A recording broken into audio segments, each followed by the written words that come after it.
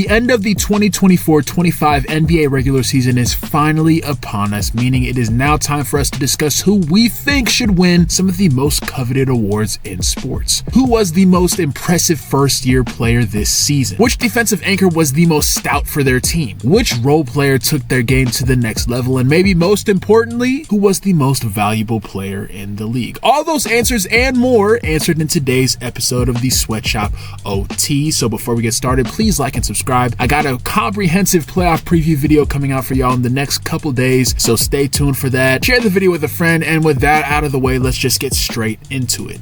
Here are the Sweatshop's end of season awards. I want to go to the award races. I'm going to start at probably the most unconventional award, and I want to go with the most improved. This is a no-brainer award for me. And the good thing is that the player that I have winning the award is not a second-year player. I know that seems super unconventional, but far and away the guy that deserves this award is Cade Cunningham. I understand that's not a controversial take whatsoever. He's the odds-on betting favorite to win the award. Yeah, deservedly so. He's been leading a Detroit Pistons team, first-time All-Star. The dude has played phenomenally. He's consistently the team's best scorer and best facilitator. And for a young team like the Detroit Pistons to have someone like Cade Cunningham, who was the first overall pick, I don't think anybody was counting him out by any means. But to see him emerge and finally take that leap that we had all been kind of expecting him to take at some point, that's kind of feel good if you're a Detroit Pistons fan. I agree. What you said, I just don't want Cade Cunningham winning it. That cannot be a reason that you don't. Listen. I like Cade Cunningham. I love Cade Cunningham. I have no disparity with Cade Cunningham winning anything. I just don't like the type of player Cade Cunningham is winning the most improved player. He was the first overall pick. He's a young player, so you expect this type of jump from him at some point. And also, he's too good. I don't think all NBA All-Star level players, to me, that's not the essence of the award. I want role players that stepped up into fringe all-star level players. I hear you fuming on the other side. You're gonna like where I'm going with this, okay? If we're talking about the normal way the award goes, Cade Cunningham is gonna win it. And honestly, if we're looking at past presidents, Cade Cunningham should win it. And the way I want the award to go, which is role players that step up or older players that have a resurgence later into their career. So the player I'm gonna go to in his place is Ivica Zubac. Ivica has increased his points average by 5 points per game. He's increased his rebounds by 4, and his impact has been insane this year. I don't know if you know this, but if you go by on-off numbers, Ivica Zubac is the best player on the Clippers. He's the most impactful player on the Los Angeles Clippers. In my opinion, and the way I think the most improved player award should go, I think Ivica Zubac should win MIP. Okay. All right. That's fair. He's my number 2. He's my number 2. Exactly. That's what I was trying to get. I was like, you're going to like it. You're going to like it. All right. So the league has rewritten the rules a little bit. I was a little harsh with you just then. I'm sorry. This is a good pick. This is a good pick because he's second on my list. Yeah, Zubac is. I can't give the guy enough praise. It's gonna sound like I'm glazing him, and it's because I am. I'm just so proud. He's been on the team since 2018 actually. I think he might be the longest tenured Clipper at this point. I feel like he's been a cornerstone in our. There I go again. I keep saying our. But no, he's just. I'm happy for the guy because I've seen his value the entire time. Like we said earlier, top 5 center, and if he was maybe averaging 18 points a game, I think he could be potentially All NBA 32. And just reiterating some of the numbers I was talking about earlier, the Clippers are 13 points per 100 possessions better with Ivica Zubac on the court. That's by far the highest on the team. And of the Clippers' 13 highest producing lineups, Ivica Zubac is a part of 12 of them. So there's one lineup that the Clippers put out there without Ivica Zubac that is a positive lineup, according to on-off numbers. Probably the way that it was intended, similar to how the 6th man of the year, which I totally forgot to even do.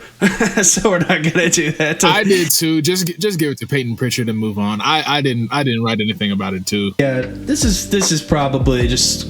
It's supposed to be recognition for role players more than anything. I think that was the original intention.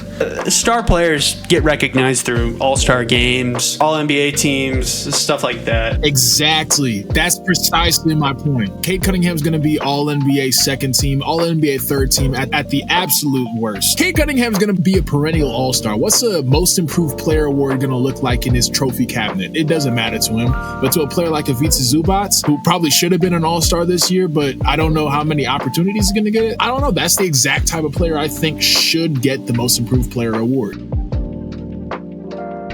Coach of the year. I did not write this one down. The crop for a coach of the year is very large this year. I texted you about it. I think I'm going to make a video about how important coaching has proven to be over these past couple of years. Because you got teams like the Pistons where Bickerstaff comes in and immediately turns the organization around. Obviously, Cade has a lot to do with that. And they made some moves this offseason, but I think the addition of JB has a lot to do with that. JJ Redick on the Lakers. Mark Daigneault, as always, on the Thunder. You can go over so many teams, but I think the obvious choice is Kenny Atkinson. The turnaround he's made with the Cleveland Cavaliers has been insane. I honestly don't know how Kenny Atkinson did not have a coaching job for as long as he did with the job he did with the Brooklyn Nets in his last year. It didn't make sense to me. And I'm happy that the first chance he gets with the Cleveland Cavaliers, at least up to now, we have to see him in the playoffs, but at least up to now, he's proven his worth. He's been one of the best coaches in the league.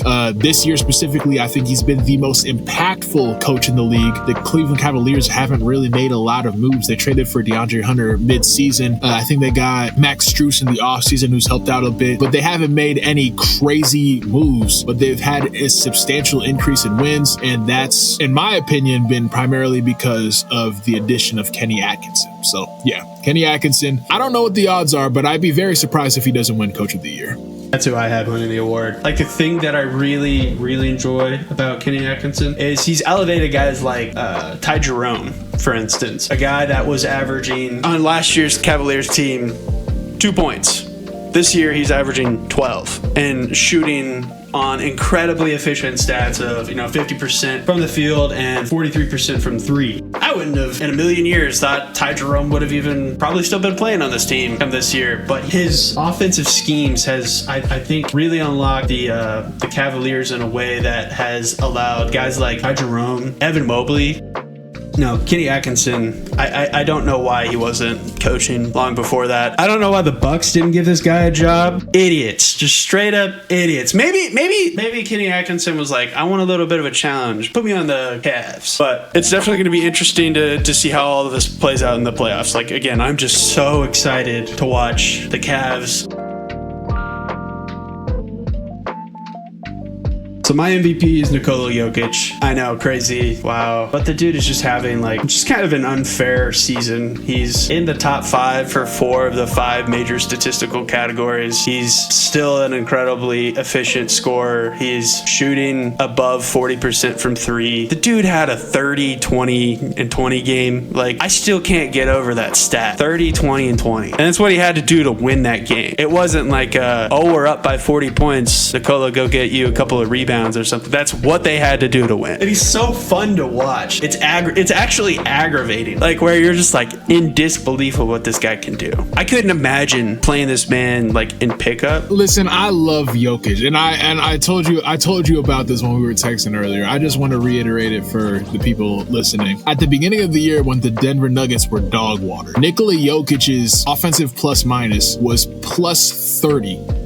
Plus 30. That means when Jokic is in the game, the Nuggets are the best offense ever. And then when he was out of the game, the Nuggets would have been the worst offense in the 2000s. Nikola Jokic is the Denver Nuggets. And in the essence of what I think the MVP award should have been throughout the history of the NBA, which is a top 2 seed where if we take the best player off it, they are hopeless. I think Nikola Jokic should win that award. But what the award actually is, and the precedent that has been set, is the best player doesn't always win it, especially when they already have 3 under the belt. If that was true, Jordan would have won it every year. LeBron James would have won it a lot of the years, but that just isn't the case because the media gets bored of certain players. I don't know why Jokic is the different one where all of a sudden they're fine with it. I don't know. Dwight.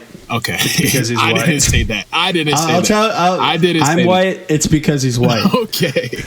Okay. But on its surface, I would love giving it to Jokic just because I do think this is his best year statistically and impact-wise. I think this is the best Jokic we've ever seen, which is saying something given the past few years we've had from him. But history has shown, the precedent the media and the voters have set is if you want to win your third, fourth, or fifth MVP, you have to be head and shoulders above the competition. And Nikola Jokic is not head and shoulders above the competition. SGA is having one of the best seasons of all time. If you look at his numbers per 100 possessions, SGA is top 5 all time in points per 100 possessions. 2018 James Harden, 2022 Joel Embiid, 1986 Michael Jordan, 2024 Shai Gilgeous-Alexander, and 2005-2006 Kobe Bryant. And for the people that are saying, oh, 3-point shots, he's a free throw merchant, he just chucking shots, blah, blah, blah. Of the top 5 points per 100 seasons of all time, so the top 5 scoring seasons of all time, Shai Gilgeous-Alexander averages the least shots, 3-point shots, and free throw attempts out of everyone in that top 5. So Shai Gilgeous-Alexander is having one of the best scoring seasons ever, on top of having one of the most efficient high volume shooting seasons ever. On top of that, he's playing really good defense. On the best defense in the league, he actually has a positive net rating on the defensive end. And on top of that, the Thunder have by far the best record in the Western Conference and the best record in the league.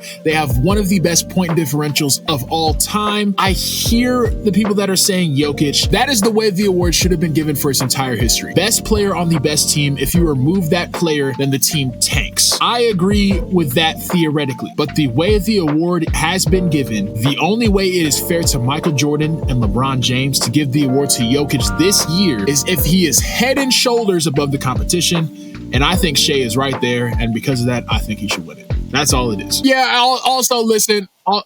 I'm a Thunder fan, okay? I'm biased, all right? Whatever. I don't care. I think Shai should win it. Sue me.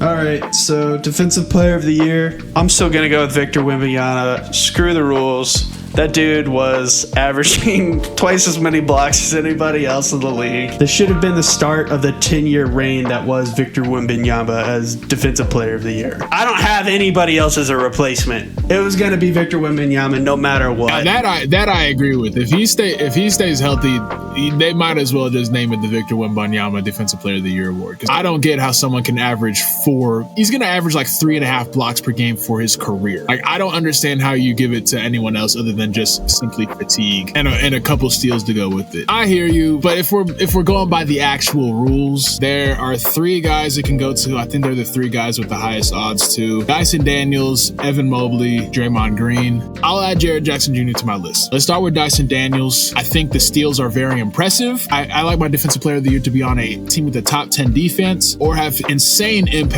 on the defensive end if their team is below top 10. Dyson Daniels, despite his stats, his defensive impact isn't crazy. He's a good defender. I just don't think he's Defensive Player of the Year caliber. If you're going to win Defensive Player of the Year as a perimeter player, to me, you have to be far and away the best perimeter defender in the league. I don't think he's Drew Holiday. I think he's very good, and I think he's had a really good season. I think he's going to be a really good player in the future. I think he's a really good player right now.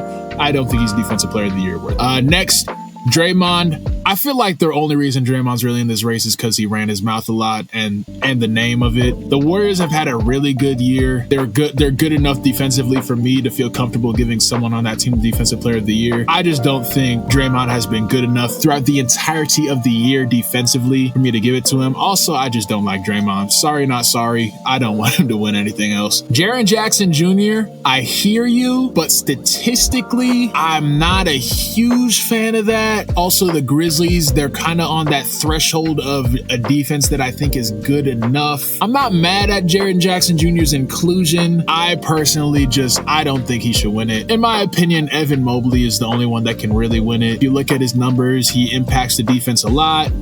He's on one of the top 10 defenses in the league, so that kind of checks off that part of my criteria. And if I'm just examining it from like a talent perspective, do I think he's a defensive player of the year level talent? I think he is. I think Evan Mobley's one of the best defenders in the league. And honestly, I kind of want him to win one now because I don't think he's going to win one for the entirety of his career. And I think he's going to deserve it. Kind of similar to how I feel about Bam Adebayo. Like, I think Bam Adebayo should have a defensive player of the year. It just sucks that he's never really going to get one as long as Victor stays healthy. So I would like Evan Mobley to get this one. I think he deserves it out of everyone that's in the actual crop. Honestly, this defensive player of the year award doesn't really excite me that much. I don't think anyone's had any like super insane season, at least on the defensive end. So I'm fine with it going to anyone. I'd be very happy if Evan Mobley got it.